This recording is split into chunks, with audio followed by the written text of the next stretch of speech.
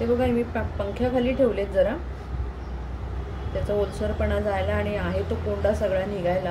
हा कोंडा उडाला पण आहे. आपण ताटात घेऊन आता थोडे थोडे करून पाखडून घेऊया. हा असा कोंडा निघतो, हा आपल्याला घ्यायचा नाहीये, हा काढून टाकायचा आहे.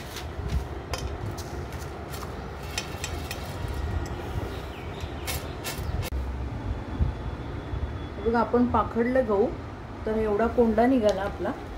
आपण गहू हे पल्स मोडवरती चालू बंद करून मिक्सरमधून काढून घेतलेत. तर आता आपण हे कुकरला लावूया. आता आपण गॅसवरती कुकर ठेवलाय. कुकरमध्ये आपण घालूया थोडंसं तूप आणि त्यामध्ये घालूया हे गहू. थोडेसे आपल्याला परतायचे. हे आपले झाले 2 मिनिटं गहू परतून. त्यामध्ये इथे घालतो आपण ह्याचे खोबऱ्याचे तुकडे. तुम्ही खोबऱ्याचा किस पण घालू शकता. आता हे थोडंसं आपल्याला परतायचं आहे. मी बाजूच्या गॅसवरती पाणी गरम करायला ठेवले. हे आपल्याला या गव्हामध्ये ओतायचं आहे आणि आपल्याला ह्याच्यात चांगल्या 4-5 शिट्ट्या करून घ्यायच्या.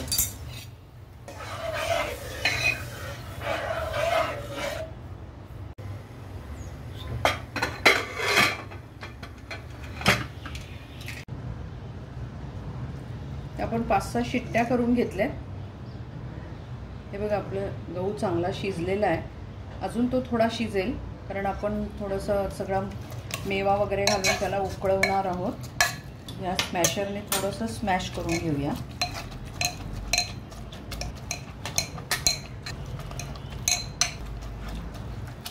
इथे आपण गॅस चालू केलाय. त्याच्यामध्ये आपण घालतो 1 चमचा तूप.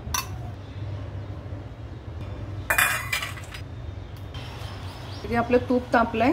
इथे मी 7-8 बदाम, 7-8 काजू आणि थोड्या बेदाणे घेतलेत. आपण हे तुपात घालूया.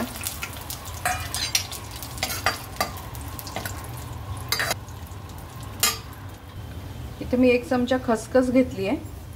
ती पण आपण परतणार आहोत तुपात. आता इथे मी शिजताना खोबरं घातलं होतं. तुम्ही या वेळेला आता मी जे ड्रायफ्रूट्स परतते त्या वेळेला पण खोबरं घातलं तरी चालेल. आपण ही जी खीर आहे ही यामध्ये घालूया.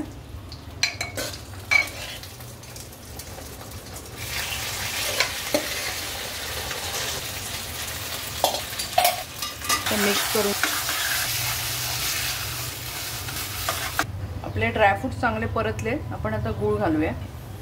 1 कप गहू घेतले होते, तर आपण तेवढाच गूळ घेणार आहोत, म्हणजे 1 कप.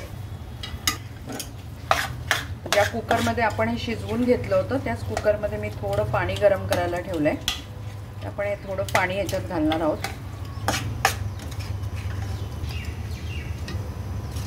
इथे मी वेलची घेतली आहे आणि थोडंसं जायफळ घेतलंय. तर हे मी मिक्सरमधून काढून घेणार आहे सालासकट. हे बारीक केलं ना की साल येतात बाहेर. एवढेच आपले श्रम वाचतात सोलायचे. इथे आपण हे बाजूच्या गॅसवरती पाणी ठेवलं होतं, ते आपण ह्याच्यात घालतोय. त्याला आपले छान उकळी येऊ देऊ. जर असे शिजले नाही गहू तर अजून 1-2 शिट्ट्या करून घ्यायच्या. अशा आपण अर्धा. आणि आता गहू असे बारीक करायला आपल्याला नाही जमलं तर आता